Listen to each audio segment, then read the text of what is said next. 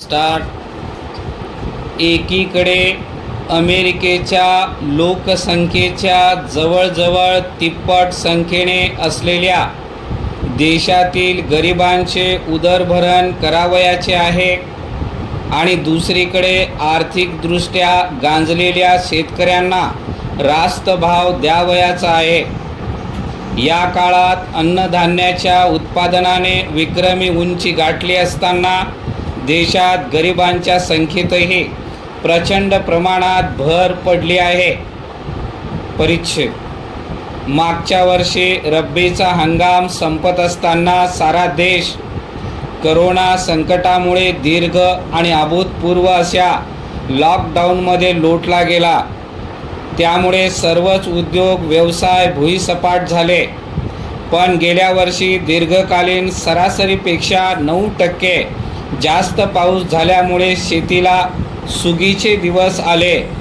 देशाच्या इतिहासातील धान्य उत्पादनाचे आजवरचे सर्व विक्रम मोडीत निघून यंदा खरीप आणि रब्बी पिकांचे उत्पादन मागच्या हंगामापेक्षा 50,84,000 टनांनी वाढेल असा अंदाज आहे।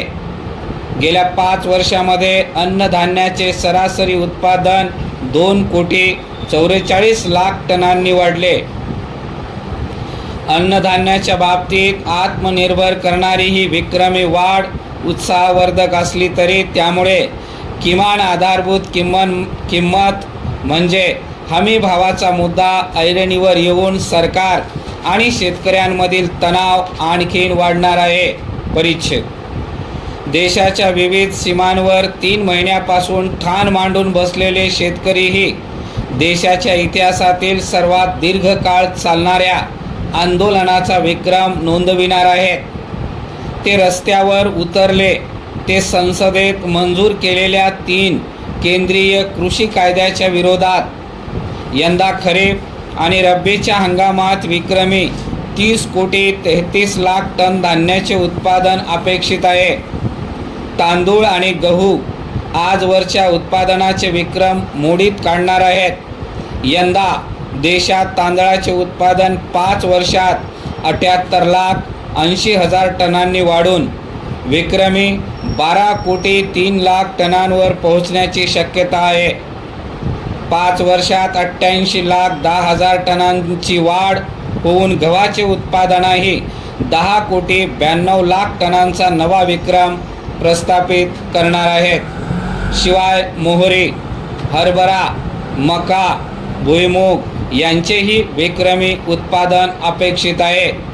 ऊस, कापूस, डाळी, तेलबिया, जाड्या भरड्या धान्यांचेही उत्पादन आदल्या वर्षीपेक्षा जास्त आहे। यापैकी विक्रमी उत्पादन झालेल्या शेतमालाला बाजारातील वाढत्या मागणीनुसार चढे भाव मिळतीलही, पण किती तांदूळ आणि गव्हाचे हमी भावाने खरेदी केली जाते यावर शेतकऱ्यांच्या संवेदनांचा कडवटपणा अवलंबून असेल। खरीप हंगामात विक्रमी बंपर उत्पादन हाती पडूनही उत्तर भारतातील शेतकरी रस्त्यावर उतरला असेल तर रब्बीच्या हंगामात त्याचा संघर्ष आणखीनच वाढणार आहे। शेतीमालाला एकूण उत्पादन खर्चाच्या 1.5 पट किमान आधारभूत किंमत मिळावी अशी देशभरातील शेतकऱ्यांची भावना आहे। परिच्छेद। टंचाईग्रस्त भारताला अन्नधान्याच्या बाबतीत स्वयंपूर्ण करण्यासाठी 1965 पासून किमान आधारभूत किमतीची संकल्पना अंमलात आली।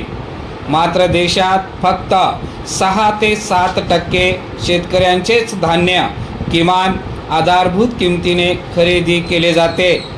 त्याचा जास्तीत जास्त लाभ पंजाब, हरियाणा शेतकऱ्यांना मिळतो। आपला उत्पादन खर्चही निघत नाही अशी इतर शेतकऱ्यांची ओरड असते। परिच्छेद।